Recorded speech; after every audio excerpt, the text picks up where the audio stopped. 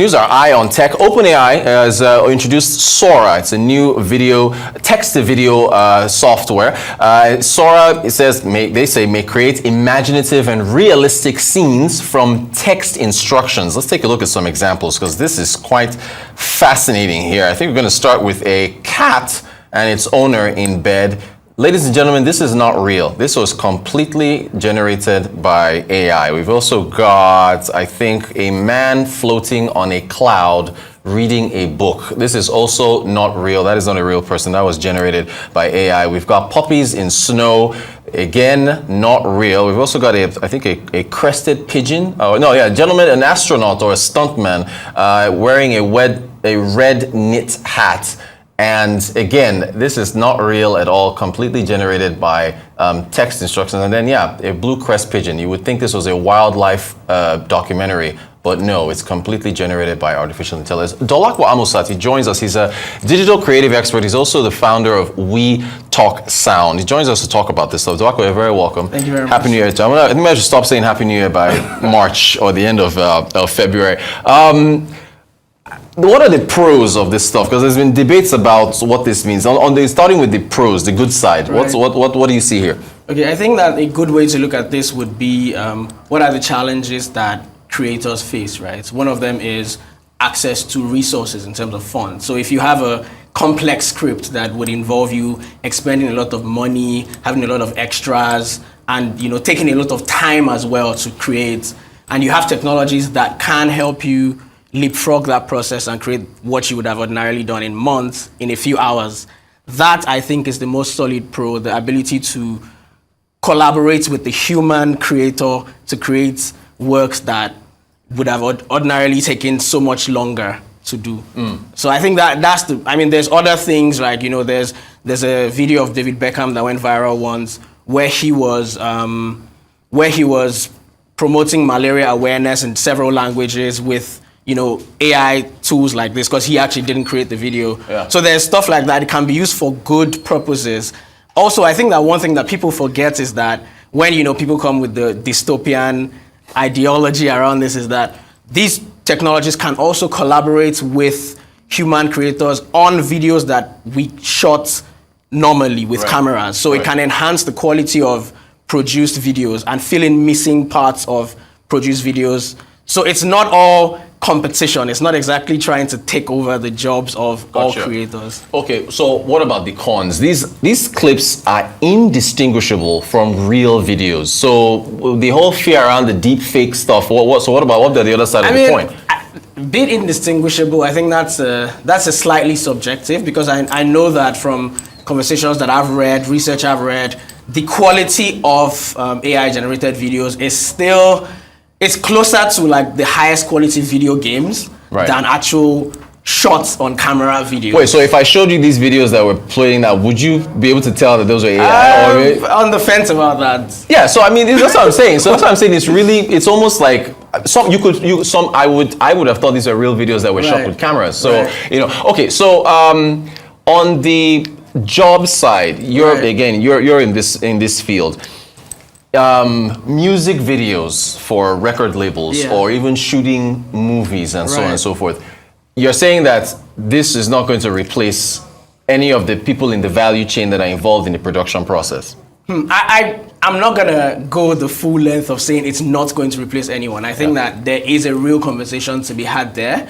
And I think it's something that stakeholders and people in the ecosystem around the world are still, the jury is still out on how exactly we'll navigate these evolution.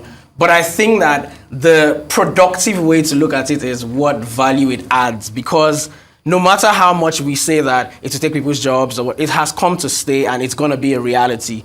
So obviously it's also pushing people in the different parts of the value chain to upskill and figure out how, instead of being replaced by this technology, their work can be enhanced by the technology and everyone can coexist. But I would like to hammer on the pros. If you understand how complex shooting several different kinds of scenes for a movie, there are movies that need hundreds or thousands of extras. There's sci-fi, things that are futuristic that we don't even have in existence, and you have to build all those sets But when you have technology that can help you create that at a, you type in a prompt and it creates that in hours or minutes, I think that the pros outweigh the cons, even though I recognize that there are valid cons. What about learning? Maybe I'll show my age of how I used to learn in primary and secondary school. How do you think AI, if you can easily type up something and get an answer, how do you think that's going to impact kids that are learning in schools today? Compared to how, I don't know how old you are. Compared to how I learned, or when I was in school. So what do you think? Let's take it back to I studied electrical engineering. I went to University of Ibadan, and I remember that we would be in classes sometimes. There'll be maybe 300 of us, and the lecturer would just come, stand in front of everyone, say what he has to say, and then leave. And I think that the strongest advantage that AI would bring into education is personalization. People learn very differently. Some people are more visual, some people want to hear things, some people like to cram things, some people like examples, real life examples, and just the ability to study the individual and tailor the learning to what suits you as a person is what's completely lacking, in education generally, and specifically in this part of the world where we're even like miles behind. So I recognize that, yes, things will change in terms of how much you depend on a human teacher, but it also helps the teacher's job because things like grading, things like plagiarism detection, those are things that AI can help a teacher do at scale. If you're teaching 500 people and you have to go through scripts one by one, that's not really sustainable when we have technologies that can help you do that at scale. Great. So, I want to switch the conversation here a little bit. You're a creative, so you've helped companies, record labels and so on to deal with media and come up with concepts, right? I want to ask you if viral videos on social media, these short form clips, can actually be used as selling points. I want to demonstrate this with this hilarious clip which could have turned into an accident. These two little girls that were playing around and almost burned their house down. Let's take a look at it. Turn the light on. Back up though. I'm talking about from the phone. Okay, do it.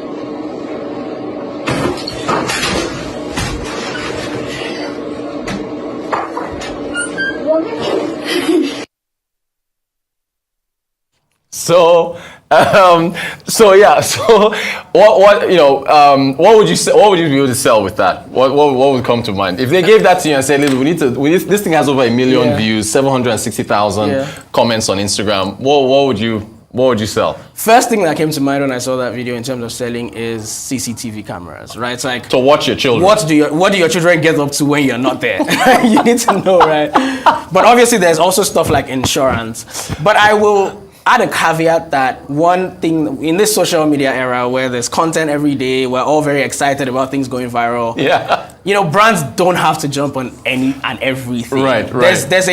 There's a real risk of a backlash, especially with sensitive stuff like this. Like they could have gotten injured, they could have burned their house down, they could have gotten killed. So if you're making a joke of it to sell your product, especially if your product is not directly a solution to a problem like this, like maybe a safety company or an insurance company. Right. If you're like a fintech or something and you make a meme out of this, people could just... You could turn people off. Yeah, you could turn people off and they would say, this is not funny because people could have died, children could have died. So I think brands should be more thoughtful and slow to act in terms of, I guess people could disagree with being slow to act because the point of virality is to hop on you have to be quick. But just be careful and really figure out a true connection between your brand and the content that's gone viral. If there's one, then go ahead.